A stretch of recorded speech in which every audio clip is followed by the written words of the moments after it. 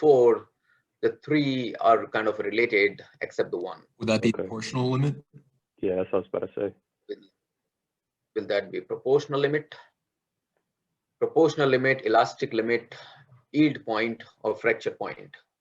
Which one you think is an odd point?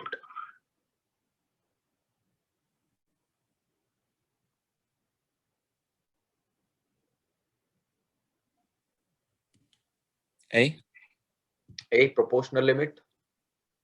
Yeah. Why is that, Garrett? Why do you think proportional limit is odd and all the other 3 points are related to each other?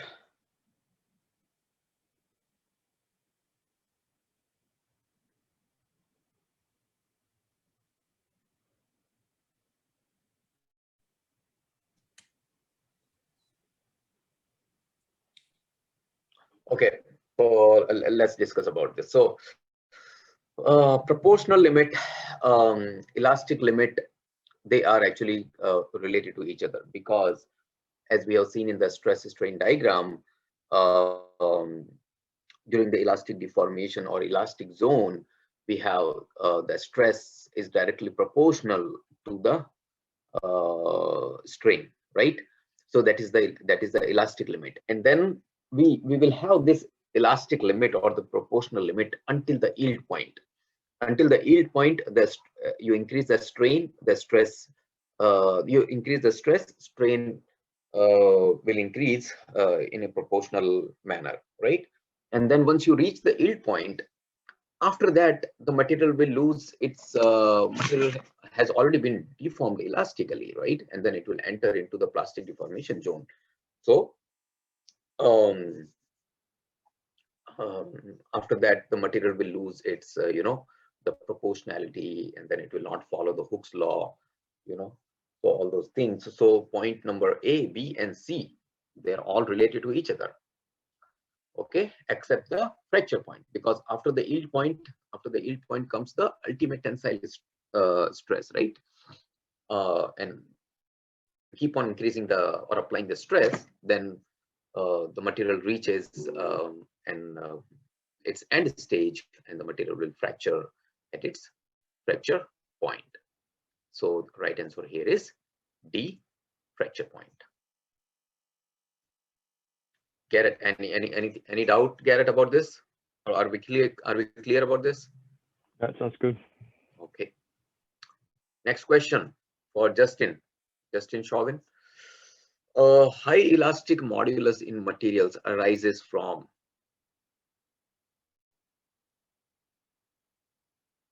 Is it the high strength of bonds? Is it weak bonds? Is it combination of bonds, or none? High elastic modulus in materials arises from? high strength bonds. High strength of bonds, yes, that's the correct answer, because if there is a strong bonding in the material, then it will have a higher modulus of higher elastic modulus. So right answer is a high strength of bonds. Okay, we go to next question for Victor Bowler. This question is for you, Victor. In this figure, T is, what is T? Is it the limit of proportionality? Is it the yield strength? Is it the ultimate strength? Or is it the fracture point? What is T in this figure? Is that the yield strength? Is it the yield strength? Yes, sir. So it if it is the yield strength, then okay. See, yield strength. What is the yield strength? How would you define a yield strength? Yield strength is right after the material has finished going through its elasticity portion. Right. So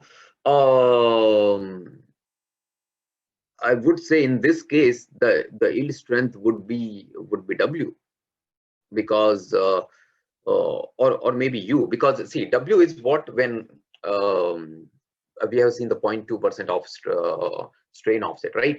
So that would be W, because a line has a parallel line has drawn from that, making it 0.002 in terms of the on the strain scale. Okay, so but if you look carefully at T, when you're increasing the strain, you're increasing the stress, the strain is increasing, right?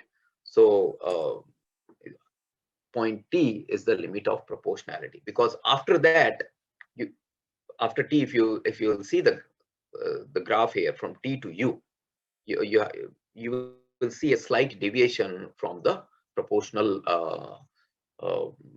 proportional behavior, right? So the limit of proportionality is T is the figure is the limit of proportionality. Okay, that makes sense. Thank you.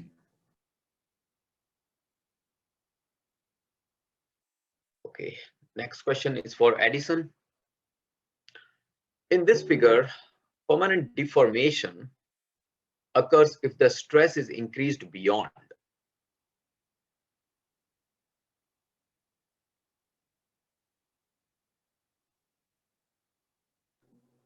Permanent deformation occurs if the stress is increased beyond what point? Is it the point T? Is it the point U or W or X? At which point permanent deformation will occur?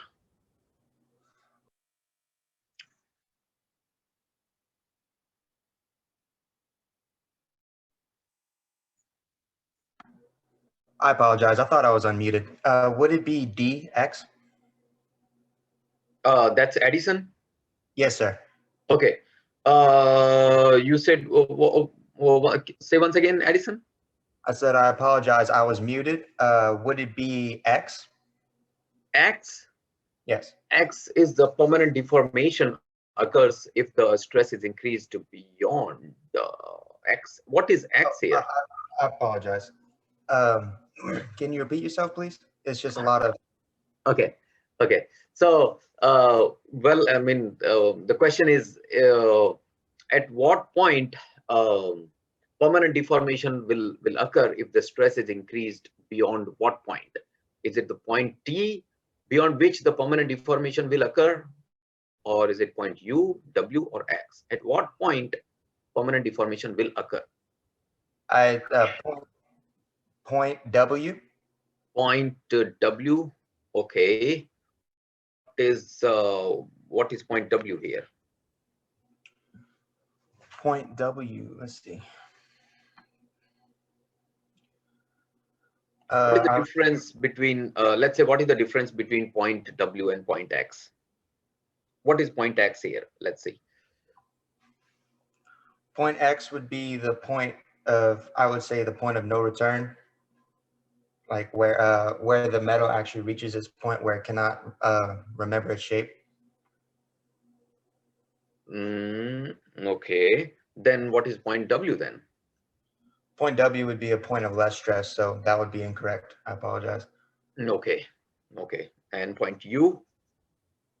Point U would be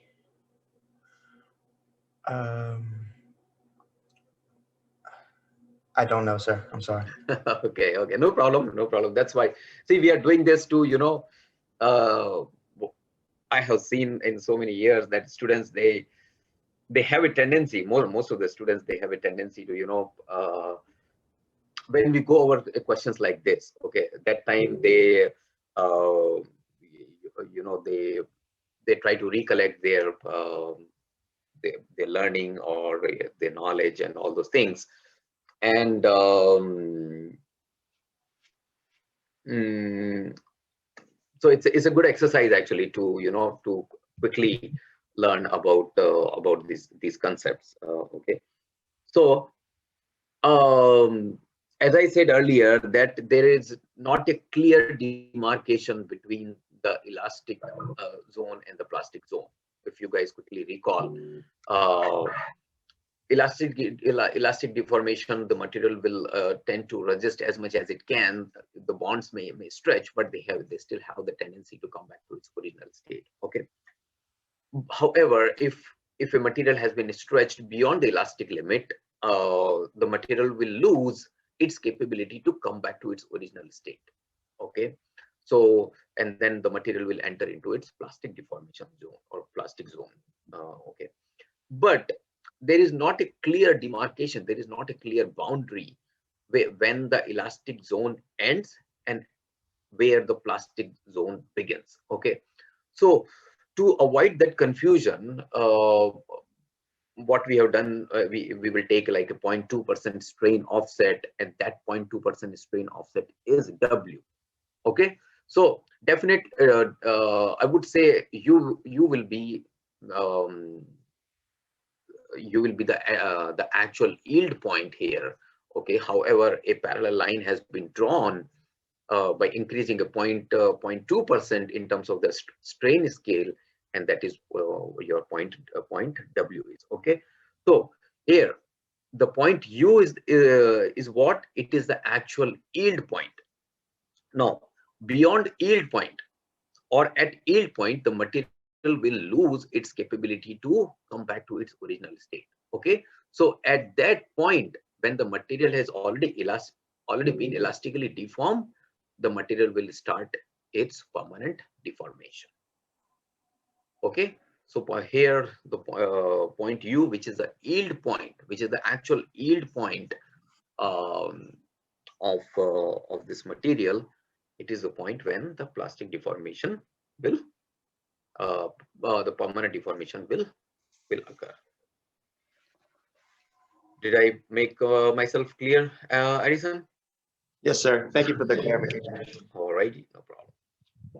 Okay, guys, we go to next question. Materials. So next question is for Jacob. Jacob, materials that show very small plastic range beyond elastic limit are called?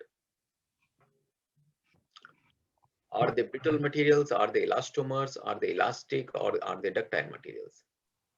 Wouldn't that be A, brittle materials? That would be A, brittle materials. Yes, brittle materials are the materials that show very small plastic range beyond their elastic limit. So they are brittle materials because they exactly after their elastic zone, they will break or they will fracture. So these materials are known as brittle material, just like ceramics. Okay, we go to next question for Logan. Logan, this question is for you. Steel has a higher or greater modulus of elasticity than rubber because under the same stress, the strain in steel is less than rubber, the strain in steel is more than rubber, elongation in steel is more than rubber, or none of the above.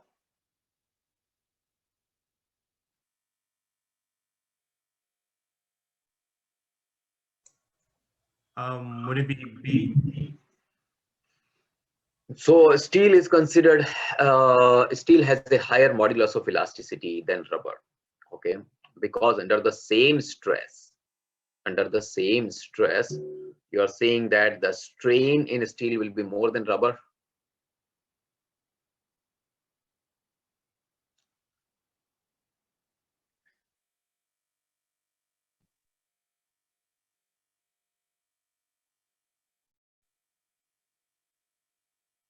Okay, tell me which material will have a higher bonding, whether it is the steel or rubber.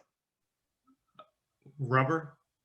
Rubber will have higher bonding than steel. That was my guess because it's more elastic. It is more elastic, but I'm talking about the bonding strength. You're comparing a metal with a polymer. Then yeah, it would be the steel, the metal. Steel. Okay, so the strength of steel is greater than rubber. You agree with that? Yes, sir. Right. So if that means that the bonds are stronger in steel than rubber, That'd be correct. right? So if the bonds are stronger, then at a same stress, same level of stress, the strain or the deformation should be less or more? It would be less. It will be less, right? So Yeah, that your it had to answer be would be, done.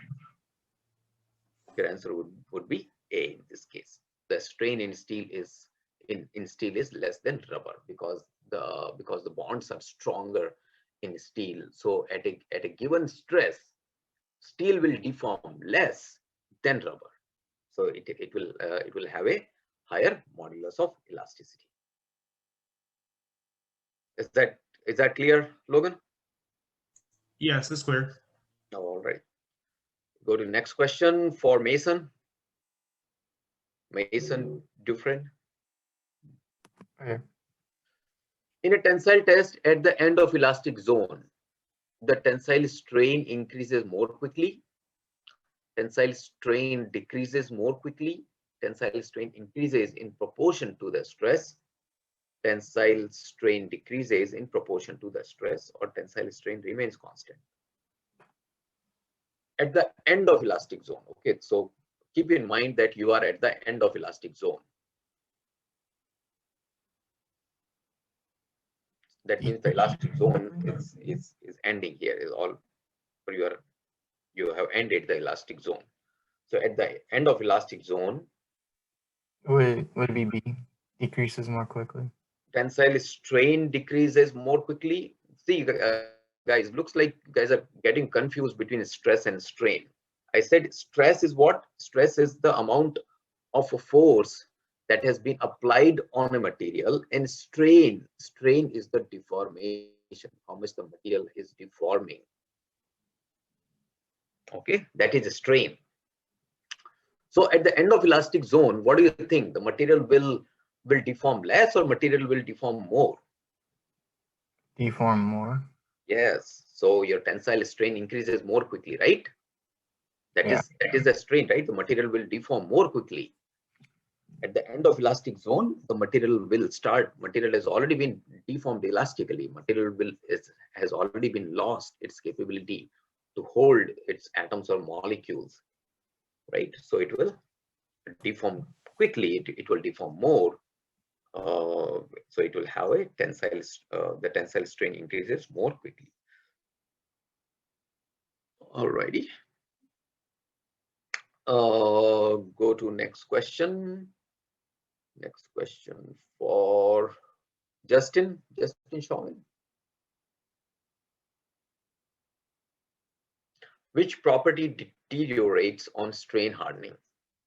Strain hardening or cold working that we have seen earlier, which property deteriorates on strain hardening, whether it is the hardness, ultimate tensile strength, ductility, or yield strength?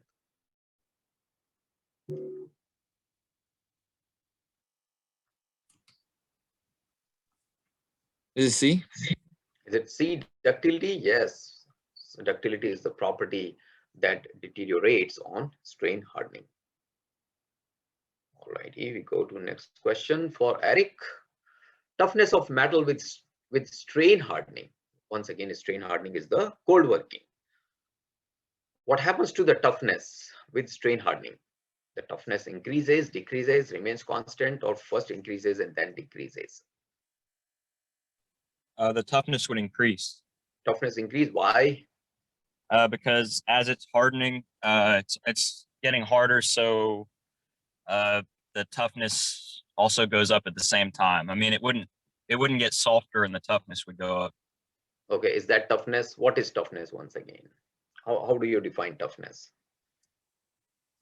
I would define toughness as how resistant it is to deformation.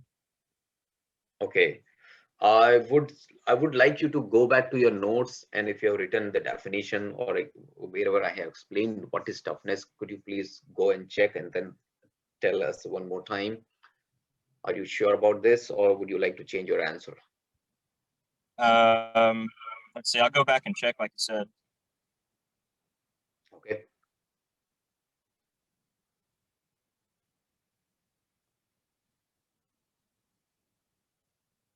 Oh, it's the ability to absorb energy.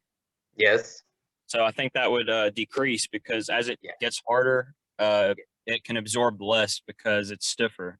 Yes, very good. So as during by strain hardening, what is happening is we are as you have seen that if the material, a ductile material deforms from its ductility and then becoming more and more brittle, so the toughness will decrease. So the answer would be B, decreases. The toughness sir. of a metal with strain hardening, toughness decreases. Alrighty, we go to next question. Which property decreases on strain hardening? This question is for Matthew McRae. Which property decreases on strain hardening, whether it is elastic modulus, percent elongation, yield strength, or hardness? Would be A, elastic modulus. Elastic modulus decreases on strain hardening. So you are saying the percentage elongation increases, yield strength increases, hardness increases. You sure, Matthew? I'm not sure. You're not sure? Okay. Not 100% sure. Yeah, see, percentage elongation, as we have seen, is in the case of highly ductile materials, right? So high ductile materials will have percentage elongation, but however, strain hardening decreases the ductility, right? It increases the strength, it increases the yield strength, it increases the hardness. However, it decreases the ductility of the material, and hence it will decrease the percent elongation as well. All right. We go to next question for Graham. Which one of the following is not the purpose of annealing? My screen is frozen. Yes. Which one of the following is not the purpose of annealing? Is it to reduce hardness, to reduce brittleness, to relieve residual stress, or to harden the material for improved machinability?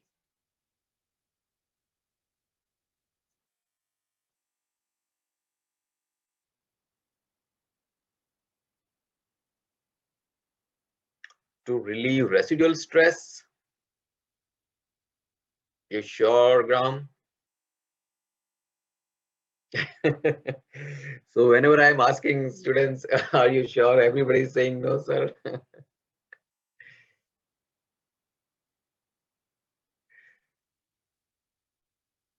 What do we do in annealing? Just tell me. What is annealing? What do you remember? We talked about annealing last time only. Yes. No, it's not. Strain hardening is different. Strain hardening and annealing is totally opposite, actually. Strain hardening is cold working, while annealing is different. What is annealing? Isn't annealing whenever you heat up a Yes. surface in order for the deformities to kind of work themselves out? Yes. So we heat at a higher temperature for a longer period of time. Okay. So idea is to dissolve the dislocations. I would say, just to be in a very simple words, if there are any dislocations, if there are any other defects, or any with, and we have seen that added dislocations bring residual stress, right? With an added every dislocation or a point defect, it brings a residual stress. So definitely it cannot be C, because the purpose of annealing is to relieve the residual stress. Okay, and we have seen that strain hardening increases the brittleness. It makes the material brittle. Do you agree with me, right? So it cannot be B also, right? Because the purpose that's not the purpose of annealing. Okay, so here the right answer is D, to harden the material for improved machinability. That is not the purpose. Otherwise, these all are the purpose of annealing.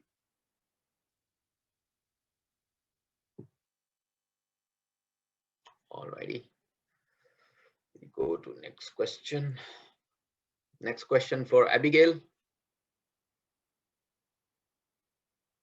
Okay, I think this should be a piece of cake.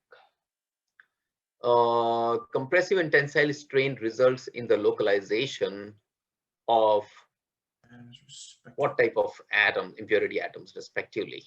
Compressive strain and tensile strain will result in the localization of whether it's a smaller or larger, small only, large only, or larger and smaller.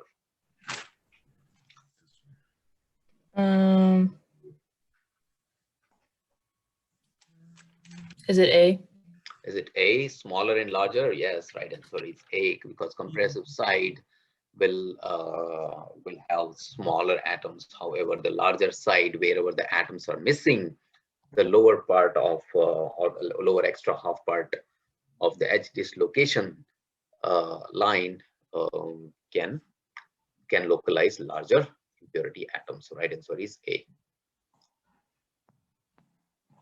Okay, guys, if at any moment, if you want me to go back to any other question, whether you wanted to write the question with its answers, or you need additional explanation, just let me know. Okay, we go to next question to Ryan. Higher dislocation density, how does it affect the yield strength of the metal? Whether it increases or decreases, doesn't affect, or can increase or decrease. High dislocation density.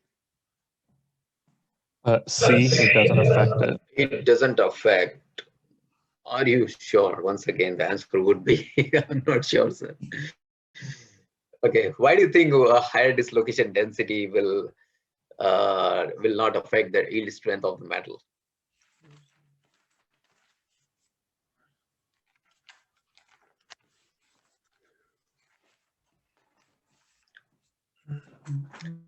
So higher dislocation density means more number of dislocations. Do you think? Don't know. Okay, I mean, obviously, like if there are more dislocations, then the dislocation density will be higher, right? So if there are more dislocations, or well, let me put it that way, how does the dislocations will affect the yield strength? Tell me. It'll increase. Increases, right? So higher dislocation density will increase the yield strength of the metal. It's not just the yield strength, also the ultimate tensile strength. That's what we say, that the dislocations increases the strength, the ultimate strength of any material. Okay, so right answer is A, increases. All right, we go to next question for Andrew. Solid solution strengthening depends on the valency of solute atoms. Is it true or false?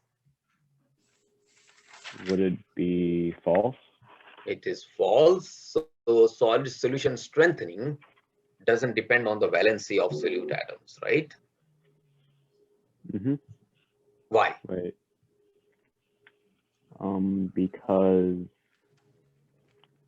I'm looking through my notes right now. Okay. What are the two factors that we talked about that those two factors affect the solid solution strengthening? Did we talk about any of the factors that affect the solid solution strengthening? Would it be it's the large size difference and the amount of impurity atoms? Yes, so large size difference, do you think the valency can affect the size, atomic size? No, sir. Why not? If you quickly recall our the learning of chapter 2. Let's go back all the way to chapter 2. Okay, it's chapter 2. What is valency? Valency is the tendency of an atom to bond with another atom, right? So if a valency would be higher, okay, let's say you're comparing with the sodium, which is +1, with the calcium, which is, or magnesium, which is +2. Okay, do you think which one would be smaller? The sodium. Sodium would be smaller. Why? I don't know the exact reason, but I know on the wait. Okay, so sodium has a +1 charge, magnesium has a +2 charge. So valency of sodium is 1, valency of magnesium is 2. So both are cations, but which one would be smaller? Sodium? Sodium would be smaller. Okay, let me put it that way. Okay. So magnesium is +2 because it has lost 2 electrons. Okay. Oh, wait, The and the number magnesium. of the protons remain the same. However, it has lost 2 electrons. However, the sodium has lost only 1 electron. Okay, so that's why the magnesium has +2 charge and sodium has only +1 charge. Okay, so with that higher charge, the protons would try to attract the outermost electrons more strongly. Okay, so the atomic size will decrease. So obviously the valency affects the atomic size. Okay, and we know that the solid solution strengthening depends upon the size. Solid solution strengthening will depend upon the differences, atomic size difference, and atomic size depends on the valency. So solid solution strengthening will definitely, it will depend on the valency of solute atoms, and that will be a true statement. Did I make clear, Andrew, myself? Yes, sir. Alrighty. We go to next question for Stefan Boudreau. When a cold work metal is heated into the temperature range where recovery takes place, how are the following affected? Oh, so I think this is not just a it's not a multiple choice. So it's you need to write it. Actually, it's not a multiple choice type of a problem. Okay, so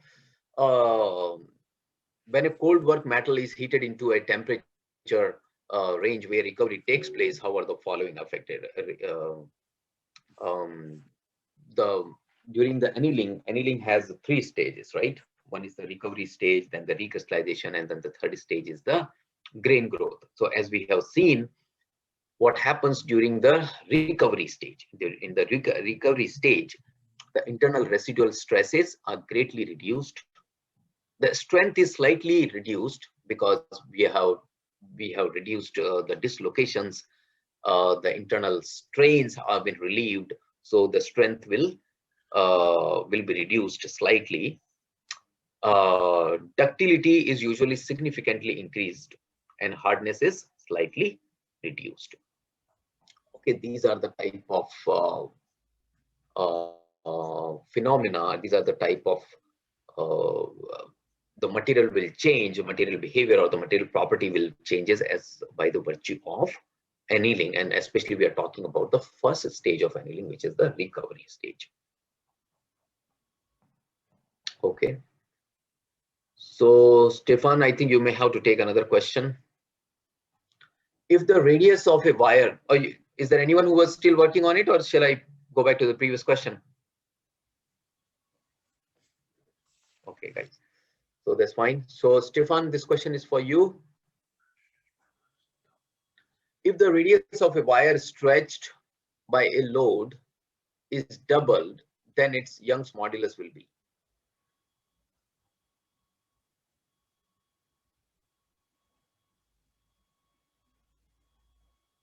If the radius is doubled, okay, and this wire is under a load, then what will happen to its Young's modulus?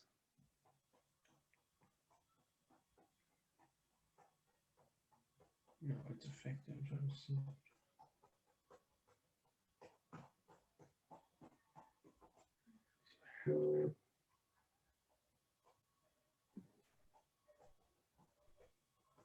Stefan, are you there? Yeah, I'm here. All right, all right.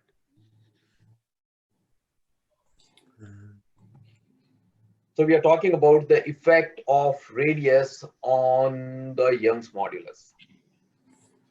If the radius is doubled, then does it affect the, how does it affect the Young modulus? Is it the modulus also double? Is it halved? It become 4 times or remain unaffected? Is it C? C, it will become 4 times. if you increase the radius by 2 times, so Young's modulus will increase 4 times. Why?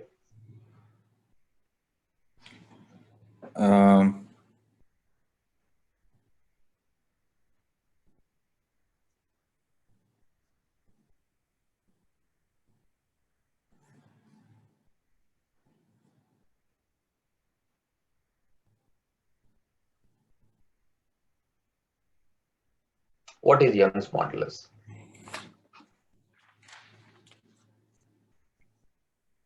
I was thinking if it's doubled by the radius, so if the radius is doubled, then it's times 4. Mm-hmm. But what is Young's modulus, by the way?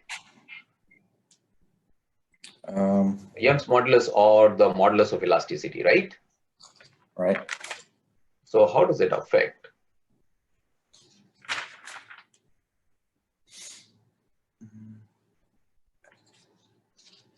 On what factor modulus of elasticity or Young's modulus depend on? Young's modulus is the modulus of elasticity, right? So we are talking about the material under the elastic zone, right? Okay.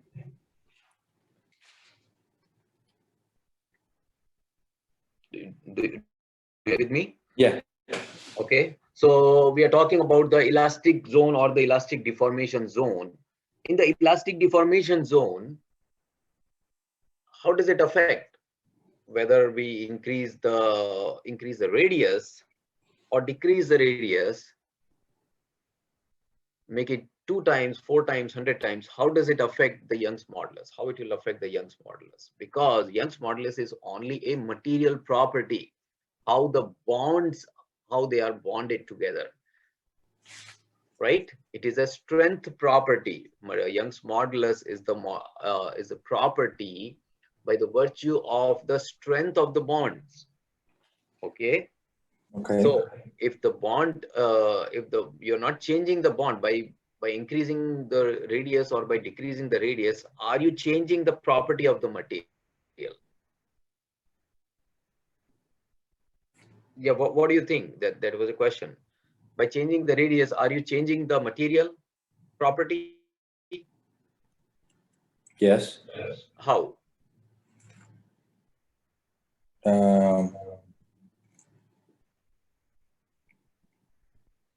You're giving it more area? Yeah, but once again, we are talking only about the Young's modulus, right? Okay. The Young's modulus is only what is the bond, what is the strength between the bonds. The strength between the bonds will not change if you change the area or if you change the radius, right? Okay. Yeah. So if you're not changing the material properties, then it doesn't matter whether you increase or decrease the radius. The Young's modulus will not change. Okay. So the Young's modulus will remain unaffected because the bonding between the strength between the bonds will remain the same. It doesn't matter you change the area or you change the radius. It doesn't matter. Okay. So here the right answer would be D, remain unaffected. Okay. We go to next question for Davis. Davis Mena. Next question. The stress necessary to initiate yielding is?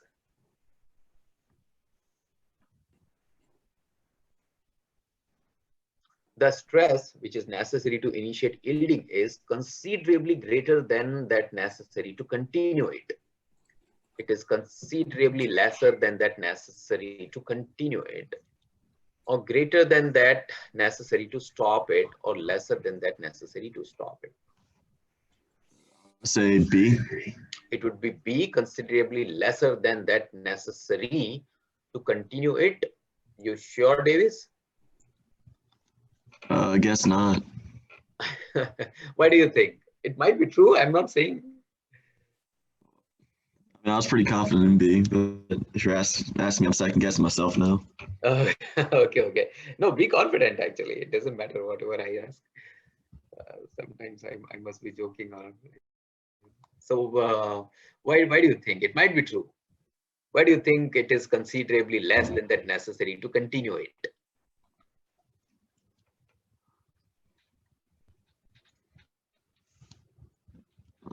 The stress which is necessary to initiate a yielding, it should be greater or it should be lesser than the yield, than the stress which is necessary to continue it. So you need that means what? You need more stress at the beginning, or you need less stress at the so you are comparing with the stress at the beginning, or you are comparing with the stress that is after yield point. Just I think that with that I think it will be clear. What do you think? In which case the stress is more, or stress required will be more? I think the stress would be greater, like in the middle, In the like when you're middle? continuing it. Okay, see, the right answer is A, because the stress that is required in the beginning, you know, or to initiate yielding, it will be definitely greater or much greater than the stress which is required to continue it. Okay, the reason is until yielding, the material is still under the elastic zone. Do you agree with me? Yeah. Until yielding, right? So, but after yield point, the material has lost its capability to resist the elastic deformation, right? Or to resist the plastic deformation, because now the material is in its plastic deformation zone. Okay, so the stress that will be required beyond the yield point will be much less than the stress that was required to initiate it. So that's why the right answer here would be A. Is it clear, Davis? Yes, sir. Okay. All right, guys. Next question is for Victor Bowler. Yes, sir. The stress at which extension of the material takes place more quickly as compared to the increase in load is called. Is it called the elastic point, plastic point, breaking point, or yield point?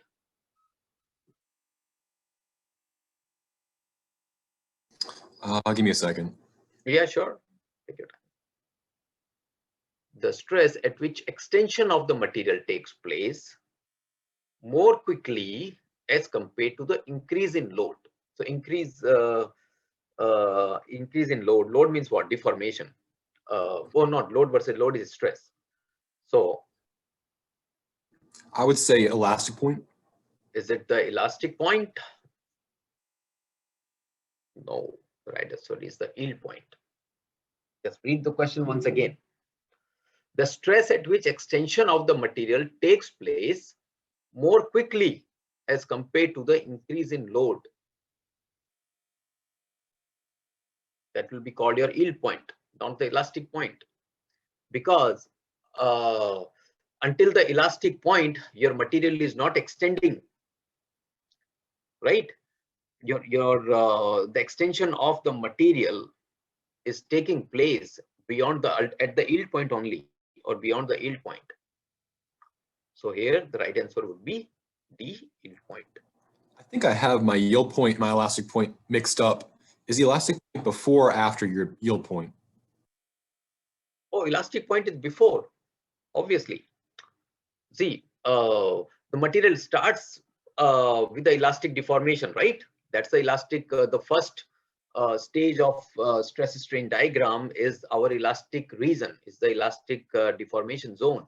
Okay, and in that zone the material try to resist its deformation as much as it can, and that is a strength property because it will depend on the bonding between the strength of the bonds. Okay, if the material is stronger, like a ceramic, so that will resist the elastic deformation as much as it can, right?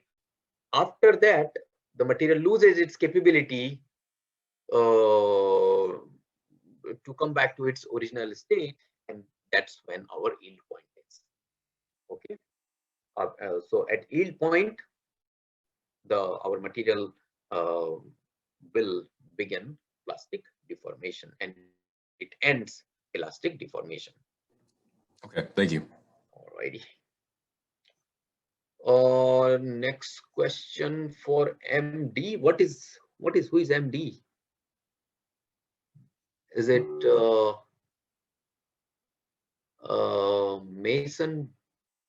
Mason Dufresne? I don't know who is MD. Okay, Mr. Watana, this question is for you. Steel is more elastic than rubber. This is a reasoning and assertion problem. Steel is more elastic than rubber. Under a given deforming force, steel is deformed less than rubber. That is why elastic or steel is considered elastic than rubber. So we'll put it that way. So read both the statements correctly and then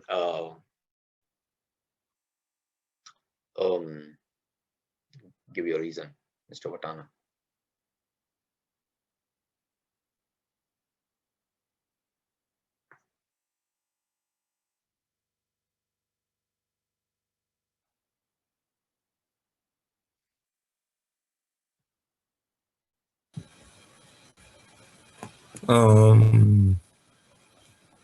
Is the assertion wrong and the reasoning right? Is assertion wrong and reasoning is right? Okay, let's see one by one. Let's take the reason first. Okay, under a given deforming force, steel is deformed less than rubber. Do you agree with that? Yes. Because under a given deforming force, so you apply a particular force, steel will be deformed less than rubber because steel is stronger than rubber, so it will deform less than rubber. So reason is definitely a correct statement. Okay, now let's see what is assertion statement. Steel is more elastic than rubber. Is this a correct statement or not? No, it's a wrong statement. It's a wrong statement. Why? Because rubber is more elastic than steel. Rubber is more elastic than steel. Okay. I think I explained that earlier. A material with which has stronger bonds will have higher modulus of elasticity. Okay. Did I explain that? A material, once again, a material with a stronger bonding, higher modulus of elasticity. Yeah. Yes, and those materials, it's the same thing. Steel is more elastic than rubber because it has a higher modulus of elasticity. As I said, guys, earlier, that these terms might be sometimes confusing because you will say, "Oh no, rubber as it is more elastic, so how come steel is more elastic than rubber?" No. Steel, because it has a higher modulus of elasticity, because it has stronger bonds. Okay, so steel can resist the elastic deformation even better than rubber. So it will have a higher modulus of elasticity. At the same time, it will be considered more elastic than rubber. I think I explained that in my notes also earlier, that the materials which have higher modulus of elasticity, they are considered more elastic. Okay, so the statements are correct and the reason explains the assertion. So you select number 2 in this case. Did I make clear, Vatana? Yeah, I understand it now. Okay, all right, guys. I think with this we are done. Okay, now I'm giving you, as I said, I will time to time I will give good opportunities to learn, but I give these opportunities only to those who who wants to learn something.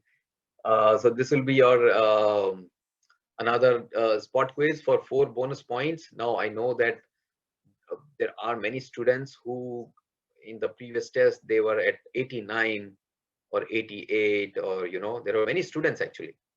So I think for them it will be a very good opportunity. So 4 bonus points. Okay, 4 bonus points. You tell me where you want. For example, if you already have 90 or above in your first exam, then maybe do not take these 4 points. Maybe consider these 4 bonus points for your second exam. Okay, so that if you have A in both exams, you will be taking the finals. Okay, so two questions will be displayed after this slide, and I'll give you what, maybe 3 minutes. I don't think it will take more than that, maybe 3 minutes or 4 minutes, doesn't matter. And what you need to do, just like the last time, or you need to just email me your correct answer, and once I have the email, then we can discuss the answer for those. Okay guys, so you guys are ready? Just take a piece of a paper and a pencil, and then maybe you can write the question or just the answer, and then all that I need is the email from you, the answers for it will be multiple choice, so you can just type ABCD, something like that, for both the questions.